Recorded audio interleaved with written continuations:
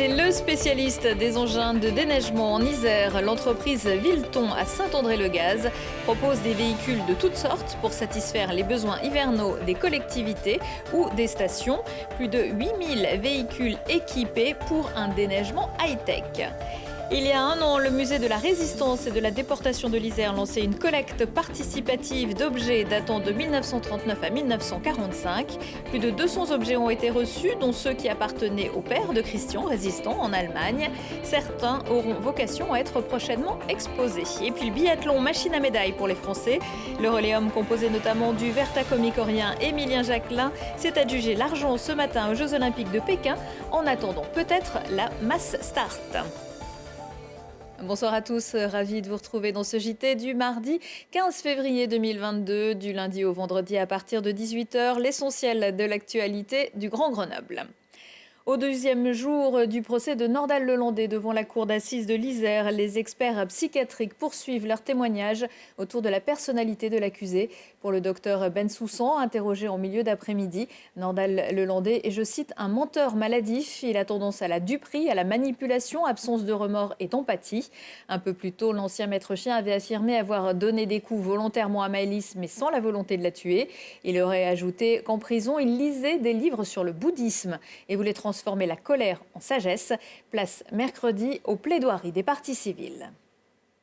La neige a fait son retour ces dernières heures dans nos massifs. Ça pourrait ne pas durer, mais on en profite. Avant cela, encore faut-il pouvoir accéder aux stations. L'outil indispensable, c'est la déneigeuse ou la saleuse. Et comme dans la cuisine, la tendance, c'est d'en mettre moins. Charlotte Faulkner. Chaque année, durant la saison hivernale, les stations de ski iséroises sont toutes confrontées au même problème, l'accès à leur domaine en cas de forte chute de neige.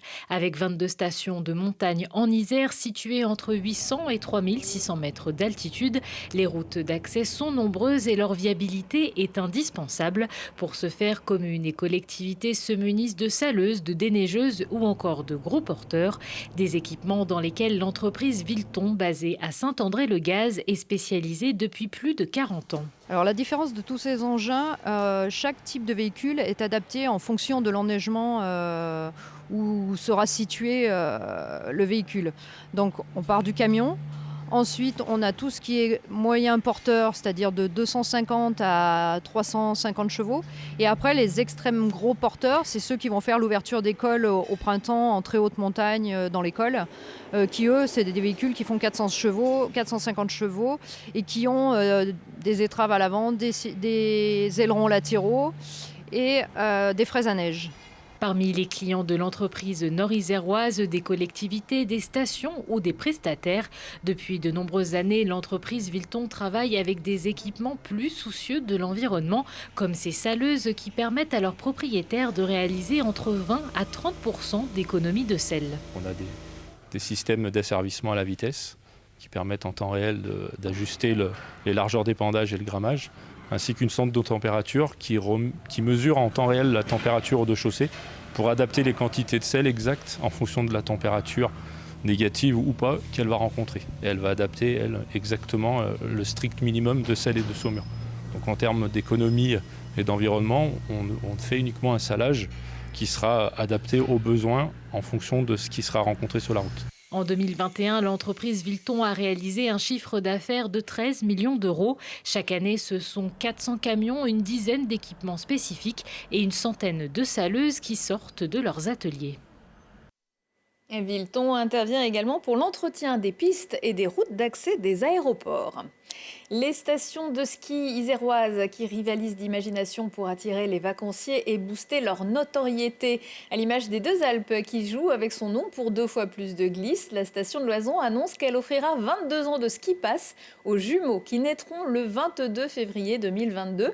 Attention, ils ou elles devront avoir poussé leur premier cri entre 22 et 23 heures. Ça réduit quand même pas mal les chances. Et en Matésine, l'Alpe du Grand Cerf propose tous les samedis une place gratuite à la crèche des Bouts de Choux pour l'achat de 2 forfaits adultes pour permettre aux parents de skier en toute quiétude. Attention, les places sont limitées. Les chefs Stéphane Froidevaux et Alexandre Aymard avaient participé le 22 janvier dernier à la soupe des chefs du Lions Club Grenoble Porte de France. Les bénéfices ont pu être remis lundi au président de Solidan, Alexandre Sage. Situé rue de Belgrade, l'association regroupe des chirurgiens dentistes bénévoles qui réalisent des soins gratuits pour les personnes sans couverture médicale et en grande précarité sur Grenoble et son agglomération. Il est entre deux, c'est-à-dire qu'il va nous permettre sur l'année 2022 de faire partie justement du bouclage du budget traditionnel. On est sur un deuxième gros projet de petit hôpital dentaire autonome où là on a un budget de plus d'1 million d'euros, 1,1 million. Donc là on va plutôt chercher des collectivités publiques. On est sur un gros financement participatif sur la plateforme Helloasso, donc il faut aller sur Helloasso Solidan. L'avantage, enfin le gros avantage de ce don du Lions Club, c'est que ça nous a permis d'être médiatisés à travers la soupe des chefs. Donc ça a permis de mettre en lumière un petit peu notre nouveau projet et donc potentiellement indirectement d'avoir d'autres financements. C'est un choix, hein. Le club choisit d'aider localement une cause et celle d'Alexandre Sage nous a paru vraiment emporter l'enthousiasme de tout le monde. Donc nous faisons des opérations comme les tulipes et la soupe des chefs au profit donc de ces causes qui nous tiennent à cœur. Et le Lions Club vous donne donc rendez-vous fin mars pour l'opération 100 000 tulipes au profit du service de cancérologie pédiatrique du CHU Grenoble-Alpes. Dans les greniers ou dans les caves, au fond d'une vieille malle ou d'une armoire, se cachent peut-être des trésors insoupçonnés, témoins de notre histoire. Dans l'optique de sa réouverture, les équipes du musée d'Alvar sont à la recherche de photographies et de cartes postales représentant des loisirs proposés à la station du Collet d'Alvar de 1960 à aujourd'hui. Les propositions de dons se font jusqu'au 15 avril sur le site musée.legrézivaudan.fr. Et à Grenoble, le musée de la Résistance et de la Déportation a lui aussi lancé une collecte récemment avec un certain succès. Lina Badreddine. Derrière ces documents et objets, une histoire, celle d'un homme, Edmond Leroux. Le père de Christian, il était résistant français en Allemagne durant la Seconde Guerre mondiale. D'abord enfermé en stalag, en camp pour les prisonniers de guerre, il a ensuite été interné dans la ferme d'une famille allemande de 1940 à 1945. Cette ferme était occupée par une famille allemande et une famille allemande de résistants, c'est-à-dire résistants au régime nazi. Et mon père a pu constituer un petit réseau de résistance grâce à l'aide de cette famille. L'un des fils, Paul, m'a remis un pistolet automatique avec munitions et chargeurs. Une histoire rare dont on parle peu, celle d'Allemands qui ont résisté face à Hitler et celle de prisonniers de guerre.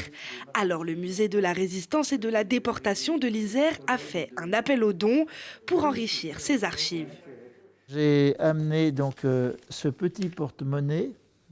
Voilà, ce petit porte-monnaie où dedans il y avait les papiers que mon père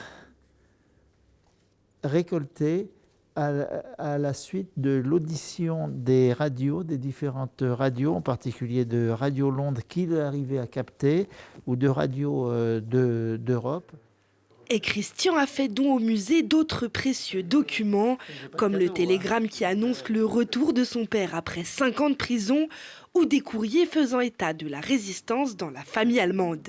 Ces pièces ont vocation ici d'abord à être conservées, mais aussi consultées par les chercheurs et éventuellement illustrer une exposition.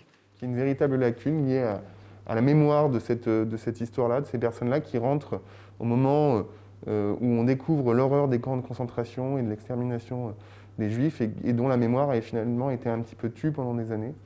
Et aujourd'hui, on fait le constat que déjà ça a concerné énormément de personnes et qu'il est nécessaire d'aller chercher dans ces sujets-là. Et d'autres thématiques demandent encore de la documentation, comme celle de la vie quotidienne pendant la guerre.